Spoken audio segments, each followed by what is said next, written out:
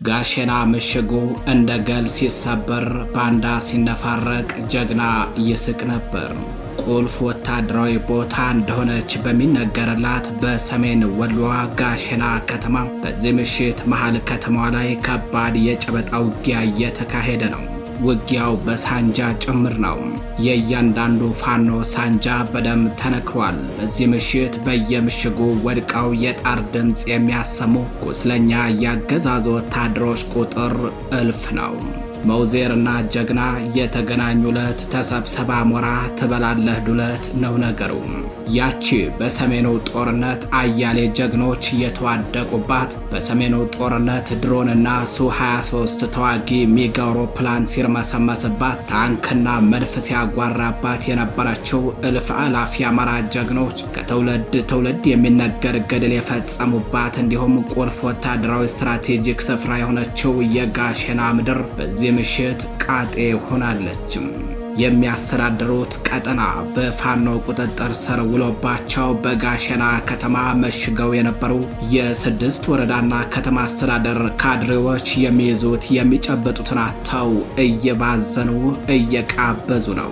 በበቀደሙ በላሊበላ ዙሪያና በኩል መስክ እንዲሁም በግዳን በበቅሎ ማነቂያ ውጊያ ድል ቀንቷቸው ሳይማረኩ የቀሩ በሰሜን ምስራቅ እዝ የ803ኛ ኮር ሰራዊት አመራሮች ወታደራዊ መለዮ ልብሳቸውን አውልቀው ቁጭ ብለው እየሸኑ ነው። መረጃውን በዝርዝር አጠናቅረን ይዘነዋል። እምዬ ወረኢሉ የዘውዲቱ ሀገር የመሃል እምብርቷ የኢትዮጵያ ማህደር የተባለላት የአድዋ ድል መሰረቷ ታሪካዊቷ ወረኢሉ ከተማ በፋኖ ቁጥጥር ስር ገብታለች። ንጉሠ ነገሥት አጼ ምኒልክ በአድዋ ጦርነት ጊዜ ሰራዊታቸውን ወረኢሉ ከተህ ጠብቀኝ ማለታቸው ይታወቃል። ታሪክ ራሱን ደግሟል። ጦሩ ወረኢሉ ላይ ከትሟል። በአዛኙና በርሩሁ በጀግናው በአገር ወዳዱ በእምዬ ምኒልክ ስም የተሰየመው የምስራቅ አማራ ጦርና የዚህ ትውልድ ምልክት በሆነው በጀነራል አሳምነው ጽጌ ስም የሚጠሩት የሸንቁጥ ዘሮች በጋራ ሆነው ጀንበር ሳትጠልቅ ወረኢሉ ላይ ከትመዋል። መረጃውን በዝርዝር እንመለከተዋለን። የበላይ ዘለቀ እስትንፋሶች ገርጨጭ ከተማን በቁጥጥራቸው ስር ማስገባታቸው ታውቋል። ዛሬ በተደረገ ተጋድሎ ኢንስፔክተር ስማቸው የተባለም የፖሊስ አዛዥና በስም ያልታወቀ አንድ የአድማ ብተና አዛዥን ጨምሮ በርካታ ያገዛዙ ወታደሮች ሲገደሉ በርካቶች መማረካቸው ተነግረዋል። መረጃውን በዝርዝር እንመለከተዋለን። ሰላም ጤና ይስጥልኝ የተከበራችሁ አድማጭ ተመልካቾቻችን እንደምን አመሻችሁ።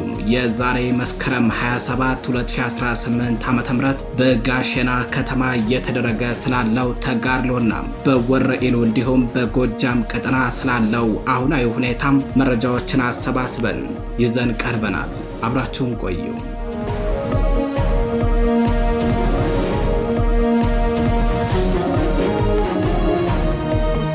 ቀዳሚ ወዳደረግነው መረጃችን እናልፋለን። ቁልፍ ወታደራዊ ቦታ እንደሆነች በሚነገርላት በሰሜን ወሎ ጋሸና ከተማ በዚህ ምሽት መሃል ከተማዋ ላይ ከባድ የጨበጣ ውጊያ እየተደረገ ነው። ያቺ በሰሜኑ ጦርነት አያሌ ጀግኖች የተዋደቁባት፣ በሰሜኑ ጦርነት ድሮንና ሱ-27 ተዋጊ ሚግ አውሮፕላን ሲርመሰመስባትና ታንክ እንዲሁም መድፍ ሲያጓራባት የነበረችው እልፍ አላፍ የአማራ ጀግኖች ከትውልድ ትውልድ የሚነገርና የሚዘከር ታሪክ በወርቅ ቀለሙ የጻፈውን ገድል የፈጸሙባት ቁልፍ ወታደራዊ ስትራቴጂክ ስፍራ በሆነችው ጋሸና ከተማ በዚህ ምሽት ጀግኖቹ አንገት ለአንገት ተናንቀዋል። የሚያስተዳድሩት ቀጠና በፋኖ ቁጥጥር ስር ውሎባቸው በጋሸና ከተማ መሽገው የነበሩ የስድስት ወረዳና የከተማ አስተዳደር ካድሬዎች ልክ እንደገና ዳቦ በላይ ሰዓት በታች ሰዓት ተለኩሶባቸው ማምለጫም መሸሸጊያተው እየባዘኑ ነው። የሰሜን ምስራቅ እዝ 803ኛ ኮር ሰራዊትና ከቀናት በፊት በኢትዮጵያ አየር መንገድ የመንገደኞች አውሮፕላን ተጭኖ ሹምሹሃ አየር ማረፊያ የተራገፈው ኮማንዶ በጋራ በመሆን በሁለት ድሮንና በመድፍ እንዲሁም በዙ 23ና ታንክ ታግዘው እንዳይደመሰሱ ራሳቸውን ለመከላከል ተኩስ ከፍተው የዋሉ ቢሆንም ነገር ግን የኋላም የኃያሉን ፋኖ ክንድ መቋቋም አቅቷቸው ፋኖም ወደ ከተማዋ ሰንጥቆ ገብቶ መሃል ለመሃል እያበራያቸው ይገኛል። መውዜርና ጀግና የተገናኙለት ተሰብሰብ አሞራ ትበላለህ ዱለት ነው ነገሩ። ከጋሸና ከተማ ካድሬዎች በተጨማሪ ቀጠናቸው በፋኖ ቁጥጥር ስር ውሎባቸው ወደ ጋሸና ሸሽተው መሽገው የሚገኙ የስድስት ወረዳና ከተማ አስተዳደር ካድሬዎች እምብዳዴ ላይ ናቸው። የጋዞ ወረዳና የወረዳው መቀመጫ የሆነችው የስታይሽ ከተማ አስተዳደር አመራሮች፣ የራስ አንጎት ወረዳና የወረዳው መቀመጫ የሆነችው ያውን ተገኝ ከተማ አስተዳደር አመራሮች፣ የዋርላ ወረዳና የወረዳው መቀመጫ የሆነችው የኮን ከተማ አስተዳደር አመራሮች እንዲሁም የጋሸና ከተማ አስተዳደርና የሌሎች ታዳጊ ከተሞች አስተዳደር አመራሮች ቀጠናቸው በፋኖ ቁጥጥር ስር ከገባ ዋላ ደር ብሏል። አመራሮቹ ሕይወታቸውን ለማዳን ጋሸና ከተማ ከትመው ነበረም። ድሉ አይቀርምና ፋኖ ጋሸና ላይ ከተፍ ብሏል። ተላላኪ ካድሬዎቹ ወደ ወልዲያ እንዳይሸሹ ከጋሸና ከተማ ጀምሮ ቦያ ስታይሽ ከተማን ጨምሮ ሙሉ ጋዞ ወረዳም አሁን ተገኝ ከተማን ጨምሮ ሙሉ የራስ አንጎት ወረዳ ላይ አውራ ጎዳና መንገዱን ፋኖ አፈሙዝ ይሉት ስጦ አስጥቶ ዘግቶታል። ወደ ዋርላ እንዳይሸሹ ከጋሸና ከተማ ጀምሮ እንጮቄ ወንዝ የዶጊት ኮን ከተማ ቋናን ጨምሮ ሙሉ ዋርላ ወረዳ በፋኖ ቁጥጥር ስር ከገባ ውሎ አድሯል። ወደ ላሊበላ እንዳይሸሹም ከጋሸና ጀምሮ ጣጃ ደብኮ ዳቦ ከተማን ጨምሮ እስከ ላሊበላ አፍንጫ ስር በፋኖ ቁጥጥር ስር ገብቷል። ወደ መቄት ገረገራ እንዳይሸሹም ከጋሸና ጀምሮ አቃት አርቤትና ወቄጣን ጨምሮ እስከ ገረገራ ከተማ አፍንጫ ስር ሀያላኑ እየተንጎባለሉ ነው።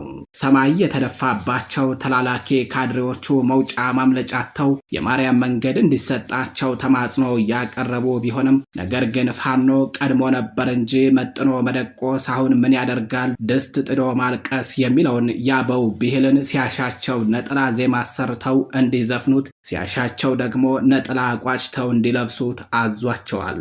በከተማዋ ዛሬ መስከረም 27 2018 ዓ.ም ከንጋት ጀምሮ የሰውና የተሽከርካሪ እንቅስቃሴ ተገድቦ መዋሉን፣ ዛሬ ዕለተ ማክሰኞ የሚውለው ትልቁ የከተማዋ ገበያ መበተኑን፣ ገበያተኞችም ገና በጧቱ ወደ መጡበት እንዲመለሱ መደረጉን መረብ ሚዲያ በቀኑ ዜና ወጃው የከተማዋ ነዋሪዎችን ዋቢ አድርጎ መዘገቡ አይዘነጋም።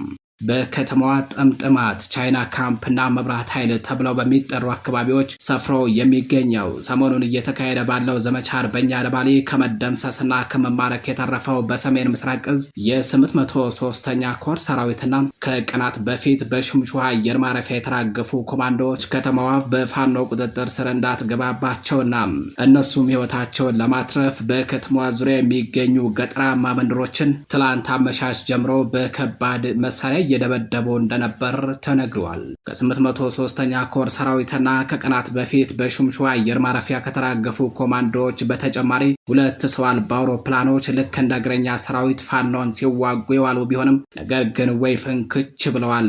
እና አባጅሬ ጀንበር ያዘቀዘቀችበት የብልጽግና ቡድን እየደረሰበት ያለውን መራር ሽንፈት ለማካካስ በሚል ንጹሃኑ ላይ ጥቃት መፈጸሙም ተሰምቷል። የስድስት ወረዳና ከተማ አስተዳደር ካድሬዎችም በአሁን ሰዓት በየነዋሪዎቹ ቤት ዘለው እየገቡ ደብቁን አድኑን በሚል እየተማጸኑ ነው። በበቀደሙ ላሊበላ ዙሪያና የኩል መስክ እንዲሁም የግዳኑና የበቅሎ ማነቂያ ውጊያ ድል ቀንቷቸው ሳይማረኩ የቀሩ በሰሜን ምስራቅ እዝ 803ኛ ኮር ሰራዊት አመራሮች ወታደራዊ መለዮ ልብሳቸውን አውልቀው ቁጭ ብለው እየሸኑ ነው። በዚህ ምሽት ከተማዋ በመድፍና በዙ 23 እየታረሰች ነው። የከባድ መሳሪያውን ጋጋታ ከመጤፍ ያልቆጠሩት ኃያላኑ ፋኖች ከጨለማው ጋር ተዳምረው ካፈሙዛቸው በሚወጣ የጥይት አረር ያገዛዙን ሰራዊት የሞት ጽልመት እያከናነቡት ነው። መረጃውን እየተከታተልን እኛም እግር በእግር ወደ እናንተ የምናደርስ ይሆናል። ድል ለተገፋው የአማራ ሕዝብ። በሌላኛው መረጃችን እምዬ ወረኢሉ የዘውዲቱ ሀገር የመሃል እምብርቷ የኢትዮጵያ ማህደር የተባለላት የአድዋ ድል መሰረቷ ታሪካዊቷ ወረኢሉ ከተማ በፋኖ ቁጥጥር ስር ገብታለች። ንጉሠ ነገሥት አጼ ምኒልክ በአድዋው ጦርነት ጊዜ ሰራዊታቸውን ወረኢሉ ላይ ከተጠብቀኝ ማለታቸው ይታወቃል። ታሪክ ራሱን ደግሟል። ጦሩ ወረኢሉ ላይ ከትሟል። በአዛኙና በሩሩሁ በጀግናው በአገር ወዳዱ በእምዬ ምኒልክ ስም የተሰየመው የምስራቅ አማራ ጦርና የዚህ ትውልድ ምልክት በሆነው በጀነራል አሳምነው ጽጌ የሚጠሩት የሸንቁጥ ዘሮች በጋራ ሆነው ጀንበር ሳትጠልቅ ወረኢሉ ላይ ከትመዋል። በአማራ ፋኖ ብሔራዊ ኃይል ምስራቅ አማራ ቀጠና ምኒልክ ዕዝ ስር ዛሬ የተመሰረተው ዋሲል ክፍለ ጦርና የጎፍ ክፍለ ጦር እንዲሁም በአማራ ፋኖ ብሔራዊ ኃይል ደቡብ አማራ ቀጠና አሳምነው ዕዝ አጼ ዘርዓ ያዕቆብ ኮር አሃዶች በጥምረት ወረኢሉ ከተማን ይዘዋል። በተመሳሳይ የጎፍ ክፍለ ጦር ካቤና ሰኞ ገበያንም በቁጥጥሩ ስር ማስገባቱ ተሰምቷል። በሌላኛው መረጃችን የአማራ ፋኖ ብሔራዊ ኃይል ምዕራብ አማራ ቀጠና አጼ ቴዎድሮስ ዕዝ ገርጨጭ ከተማን በቁጥጥሩ ስር ማስገባቱ ታውቋል። ዛሬ በተደረገው ተጋድሎን ኢንስፔክተር ስማቸው የተባለ የፖሊስ አዛዥና በስም ያልታወቀ አንድ የአድማ ብተና አዛዥን ጨምሮ በርካታ የአገዛዙ ወታደሮች ሲገደሉ፣ በርካቶች ደግሞ እጃቸውን ለፋኖ ሰጥተዋል። በአማራ ፋኖ ብሔራዊ ኃይል አጼ ቴዎድሮስ ዕዝ አንደኛ ክፍለ ጦር የኮሎኔል ታደሰ ሙሉነ ብርጌድ ዛሬ መስከረም 27 2018 ዓ.ም በብርጌዱ ስር አራት አይነዋ ተብላ የምትጠራው የዓለማየሁ ከቤ ሻለቃ አባላት በገርጨጭና በአካባቢው ላይ ታላቅ ድል ተጎናጽፈዋል። የሻለቃ አባላቱ ጥላትን በሚገባው ቋንቋ ሲያናዝዙት ውለዋል። ከተማዋን ለመጠበቅ ተሰይሞ የነበረው የሚሊሻና የአድማ ብተና አባላትም በጭበጣ አንገቱን እያያዙ በማውጣት ከ6 ሰዓት በላይ በፈጀው አስደማሚ ውሎ 4 ቦታ ላይ የነበረ የጥላትን ካምፕ ፍርስርሱን በማውጣት ታላቅ ጀብድ ሰርተዋል። በምሽጉ በነበሩ በርካታ ተተኳሽ አስቃጥላና ከ100 በላይ የዝናብ ልብስ መማረክ ተችሏል። በዚህ ከባድ ኦፕሬሽን 35 የሚደርሱ የአድማ ብተና አባላትና የሚሊሻ አባላት ሲገደሉ 5 የሚሊሻ አባላት ደግሞ እጅ ከፈንጅ መያዛቸው ታውቋል። የተከበራችሁ አድማጭ ተመልካቾቻችን የምሽት መረጃዎቻችን እነዚህን መስሎ ነበረ። መረጃዎቻችን ለብዙዎች ተደራሽ እንዲሆኑ ቻናሉን ላይክ፣ ሰብስክራይብ እንዲሁም ሼር ማድረጋችሁን እንዳትዘነጉ። ቸር ቆዩ።